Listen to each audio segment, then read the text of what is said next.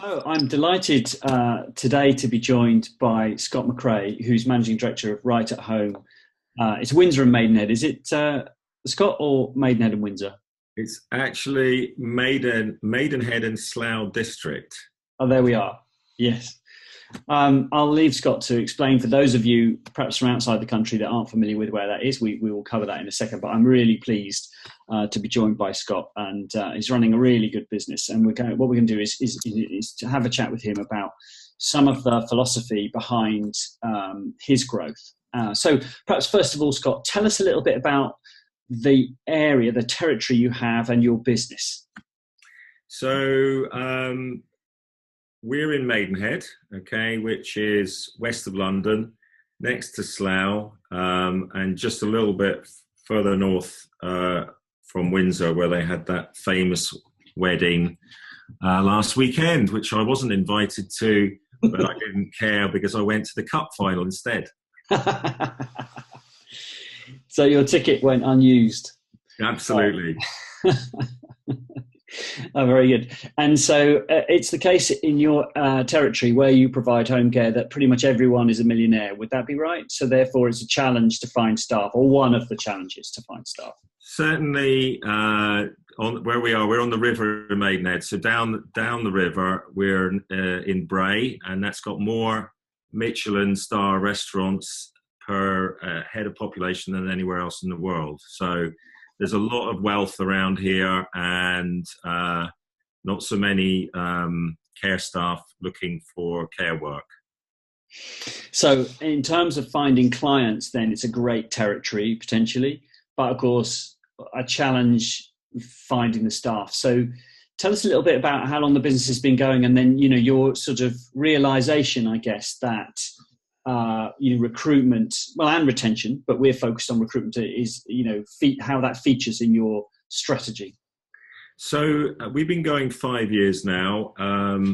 I picked the area, well, number one, because I lived in it, but number two, because I could see that there was a big, it was a large area with a large population of retired people, and the demographics looked good.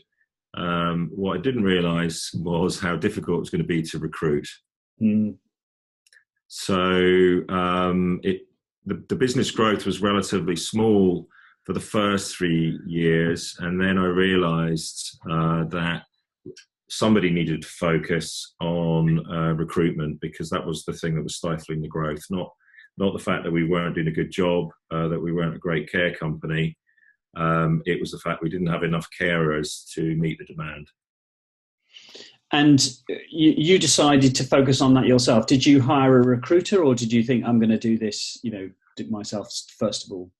No, I sort of left it because I wasn't sure about Imelity. I'd run a sales team before. I was a different type of person I was recruiting, and different drivers in reality, from a salesperson and a carer. So it took me a little bit of time to understand that, and I was leaving it to my care manager. And in reality, because there's so many things going on in the care business, you've got to focus on one thing. And I focused on the one thing I thought was going to make a big difference to the business, which was recruitment. And in the last year, we won awards because we were the fastest growing company in the local area, and that was down to basically increasing our staff, obviously looking after them, so we weren't just increasing our staff and then losing them again, but really focusing on the recruitment side of it. So that's what I did. So one of the challenges many companies have is that recruitment is given, as you gave the example of, to a registered manager or a care manager to do as something alongside their job. But you really saw a sort of improvement, a step change when you focused on it. And what aspects of recruitment did you focus on? Like all of it, the sourcing, the attraction, bringing them all the way through the process, or did you concentrate on one area rather than another? No, I did everything basically in terms of the recruitment, right up until the even now up until the training and the induction. So it's advertising, It's making sure that the existing staff are bringing on refer a friend. It's speaking to the clients, the carers, as soon as they apply, booking them in for an interview, chasing them up before the interview, and then talking to them about the business and why so I do the interviews and explain about the company and what I'm looking for, and I do the interview questions, and using the psychometric testing as well to get a feel for the person that I have in front of me, because obviously there's the person in the interview and there's the person behind the interview, and sometimes that's difficult to get to in a half an hour, 1 hour interview. No, absolutely. And I think I've always said interviewing on its own is, compared to other sectors, is really quite a poor process for selecting good quality, who ends up being a good quality, naturally caring person, because they're often nervous, or so. And obviously you're the owner, so they'll naturally be nervous. But do you find that as you've built the company, that word of mouth has increased? You mentioned employee referral. We know that's usually one of the best sources. So when you're looking at the sources, do you feel there's been an increase, word of mouth in the community, and that brings better staff in, or what's your feeling for the sort of quality and the source? So we win awards for the quality care that we provide, and I publicise it because I'm proud of the team and what they've achieved, and I think that helps, because they know they're coming to a good company. I'm always badgering the staff to bring a friend along. When we had our office opening, we said, bring a friend, bring your kids, but bring a friend as well. And I also, anybody that applied for the previous 2 weeks, I invited them along to come along just to have an open day. Now, I wasn't actually convinced that anybody would even show up in terms of, but we actually got 4 people turn up that I wasn't expecting, and not just because there was free food and drink, but that was a fantastic inspiration to me, actually, because I thought to myself, I've never done an open day before, but I think I'll definitely do that more often. But also it's about a friend brought another friend along, and it was a nice environment because we had children as well. So it's about having a sort of a welcoming feeling. So it's basically, I try everything. I'll try everything and anything, and because, as I said, it's the thing that holds back our business growth is the number of staff that we have. We're regularly turning away clients because we don't have enough staff to look after them. And what sort of, demographic group, probably a wide range, but your staff, because, from my previous experience working for large multi-site domiciliary care businesses particularly, but it could be other care settings too, there are those sort of group of people that are career care workers. The people that apply to you, are they broadly a mix, or have they all done care before, or none, new to care? What's the flavour? It's probably about 50-50, maybe slightly more like 60-40 in terms of experience and not experience. So not experience would be 60%. Experience would be 40, and I would say, and in that experience, I would include people that are looking after children as well, because I see it as very similar. In terms of the type of person that is attracted to care would be the same person as that would be looking after children. Not because they're the same, but it's just that nurturing, caring attitude. And how many of these would be coming from the sort of word of mouth, the reputation of the business? Now you've been established, obviously day one, no one knows who you are, but as you become more well known, have you found that's increased, where you don't actually have to go and find people? Not that we're not having to find them, but we're having to. We're always encouraging our staff to bring to refer a friend. But we did a survey. Our last client and carer satisfaction survey was published. Let me get this right in March.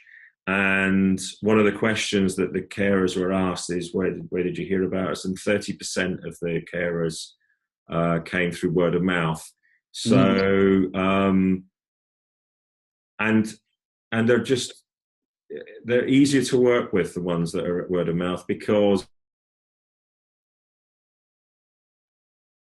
if you've got a friend in the company that's introduced you, then they'll look after you as well. So they'll explain to you the pros and cons of care. I mean, I always explain to them in the interview process about the bad sides of care, as well as the good sides. I try and be honest with them in the interview process.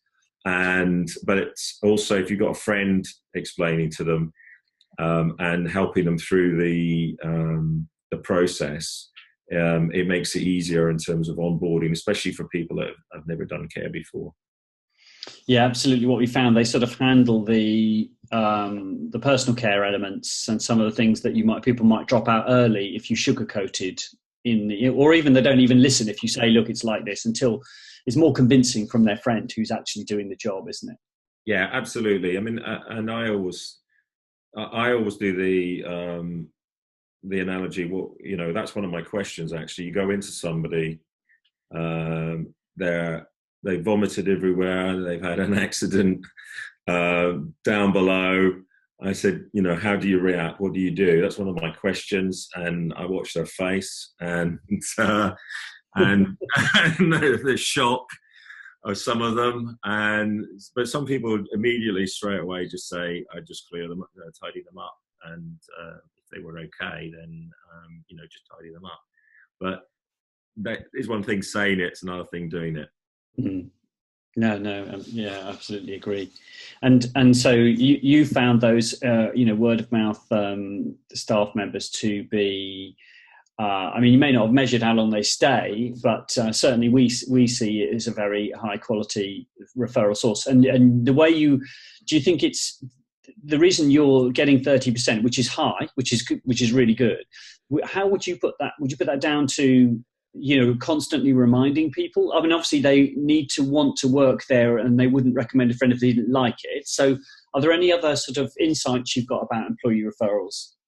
So we've got a bonus that we give when somebody's been through the probationary period, which is it's £250. So some people may say it's too much, some people may say it's too little. We give them £50 after the first month, and then £200 once they've been through the probationary period. Some people are quite keen on that. Others, I think, just introduce a friend because they like the company. And I suppose there's recruitment on one side, but at the end of the day, you've still got to be a good company to work for, and you've got to keep your staff happy. I mean, I always say, happy staff, happy clients. If you've got a miserable bunch out there, then you're not going to rank highly on client satisfaction, because you've got to be able to trust them. They've got to be out there doing a good job, getting testimonials, and that's how the business works. If you want to be a good care company, you've got to be constantly looking for new clients, and hopefully getting some new staff to look after them at the same time. Oh, really good. And so would you have any advice to someone, or to yourself 4 or 5 years ago when you started? What would you say to people now in terms of recruitment? What emphasis should they put on it, and what would you recommend, your insights from having gone through this process? So block time, okay. Care is a all-encompassing, time-consuming business to be in.